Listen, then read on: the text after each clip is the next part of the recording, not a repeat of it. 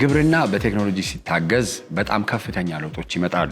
ከዚህም ጎን ለጎን ደግሞ የሚያስፈልጉ ሜካናይዝድ የሆኑ ደግሞ ማሽነሪዎች ወይንም ማሽኖች ሲጨመሩበት ውጤታማነት ብቻ ሳይሆን የምርት መጠንን ለመጨመር ከተለያዩ ደግሞ ተፈጥሯዊና ሰው ሰራሽ አደጋዎችን ለመቆጠብ ወይንም ለማዳን በጣም ትልቅ አስተዋጽኦ አለው።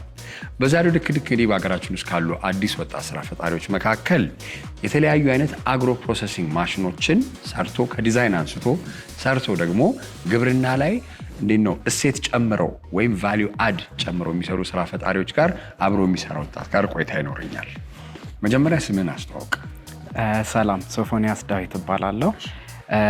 እንዝርት ኢንጂነሪንግ የሚባል አግሮ ፕሮሰሲንግ ማሽኖችን ዲዛይን አድርጎ ማኒፋክቸር አድርጎ የሚያቀርብ ስታርታፕ ፋውንደር እና ሲኢኦ ሆኜ እየሰራህ ነው። በጣም አሪፍ። አግሮ ፕሮሰሲንግ ሲባል እንግዲህ እኛ ድሮ ሆራይዘንን ማንሳት እንችላለን፣ መርቲን ማንሳት እንችላለን።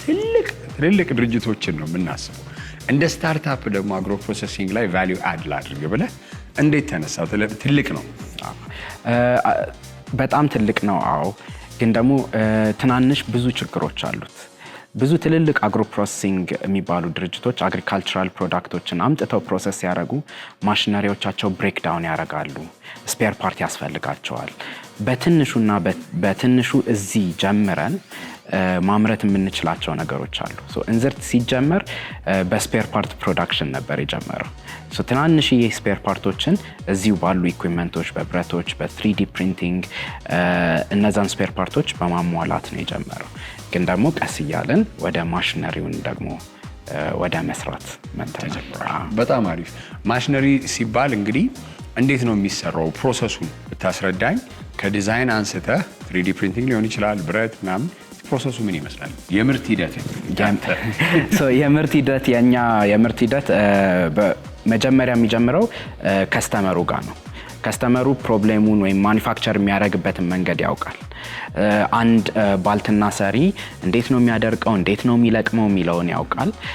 በሰዓት ምን ያህል ለቀማ ያስፈልገዋል፣ ምን ያህል ማድረቂያ ያስፈልገዋል የሚለውን ያውቃል። እነሱን ስፔሲፊኬሽኖች ከከስተመሩ ከወሰደን በኋላ ያንን ስፔሲፊኬሽን በመጠቀም ንድፍ ሐሳብ ወይም ዲዛይኑን ማውጣት እንጀምራለን። ዲዛይን ስንሰራ ብዙ ጊዜ ምንድነው ማኒፋክቸሪንግ ላይ ከሚገጥሙን ችግሮች ቀድመን ለማየት ነው።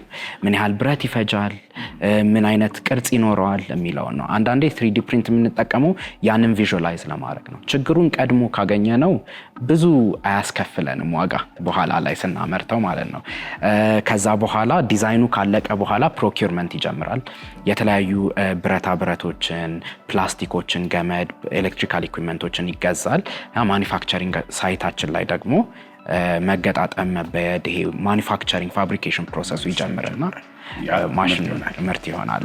አሪፍ ነው። ቅድም ደስ የሚለው ነገር ያልከው ችግሩን ራሱ ማወቅ የመፍትሄው ግማሽ ነው ይባላል። ችግርህን ካወቅከው መፍትሄውን ኦልሬዲ ለማግኘት ግማሽ መንገድ ደርሳል። ስለዚህ ኢትስ ናይስ። እስቲ ችግሮችን እናንሳ። እንደዚህ አይነት ትልልቅ ሴክተሮች የዘርፍ ላይ ስትገባ በስታርታፕ ወይም በመነሻ ሀሳብ ስትጀምረው ችግሮች ያጋጥመዋል። ምን አይነት ችግሮች ያጋጥሙ? እስካሁን ድረስ ትልልቅ ችግሮች ከማጋጠሙ አንጻር የኛ አይነት ድርጅቶች ሲመሰረቱ በትንሽ የካፒታል ነው የሚጀመረው እና ከክላይንት ተወስዶ ነው የሚሰራው። አንዳንዴ ላያቢሊቲ ወይም ደግሞ ይሄ ሪስኩን በጣም ተሸክመን ነው እንደ ኢትዮጵያ ስታርታፕ ሪስክ ተሸክመን ነው የምንሰራው። አንዳንዴ ማሽኑ ላይሰራ ይችላል። ያንን ሁሉ ወጪ አውጥተን ያኔ መመለስ ሊኖርብን ይችላል ብር። አንድ እሱ ነው። ሌላኛው ደግሞ የኢትዮጵያ ማኒፋክቸሪንግ ኢንዱስትሪ ይሄ ማሽነሪ ማኒፋክቸሪንግ ኢንዱስትሪው ገና ነው፣ ድክ እያለ ነው። እኛ ብቻ ሳይሆን እንደ ኢንዱስትሪም ትንሽ ገና ነን፣ ይቀራናል። ለዛ የተለያዩ ኢኩዊፕመንቶች፣ ሮ ማቴሪያሎች፣ ብረቶች በምንፈልጋቸው ስፔሲፊኬሽን ላናገኛቸው እንችላለን። አንዳንዴ እሱን ለመፈለግ እንደገና ከውጪ የመጡ ማሽኖች ላይ የተለቀመ የወጣ ልንፈልግ እንችላለን። ሰከንድ ሃንዶች ምናምን እሱ ኢንዱስትሪውን ስታንዳርዳይዝ አድርጎ ለማተለቅ ከሚይዙን አንዳንድ ችግሮች ውስጥ አንዱ ናቸው። አሪፍ። እንግዲህ ያው መፍትሄ ዋይዝ ረጅም አሁንም እንግዲህ ፈታችሁት አልልም፣ እየተፈታ ያለ ስለሆነ ዘርፉም እንግዲህ እያደገ የሆነ ስለሆነ ለእነዚህ ነገሮች በምን መልኩ ነው ችግሮች ሲያጋጥሟችሁ? አሁን ለምሳሌ የሶርሲንግ ችግር ቢያጋጥማችሁ ከምን አንጻር ለመፍታት ትሞክራላችሁ? እንዴት ነው? የሶርሲንግ ችግር ብዙ ጊዜ አሁን ላይ ስንጀምር አካባቢ በጣም ያስቸግረን ነበረ። ትልቁ ችግሩን አንደርስታንድ ካረጉ በኋላ የምንጫወትበትን ኮንቴክስት የኢትዮጵያን ኮንቴክስት በደንብ ማጥናት ነው። ብዙ ሰፕላየሮች አሉ። ሰፕላየር ዳይቨርሲፋይ አድርገናል። የብረት ሰፕላየሮቻችን ብዙ ናቸው። ፕላስ ደግሞ የኢትዮጵያ ኢንዱስትሪ ከማሽነሪ አንጻር ብቻ ሳይሆን ከኮንስትራክሽን እያደገ ነው። ለኮንስትራክሽን የሚመጡ ብዙ ብረቶች ስላሉ ከሱ እንዴት ልንዋስ እንችላለን?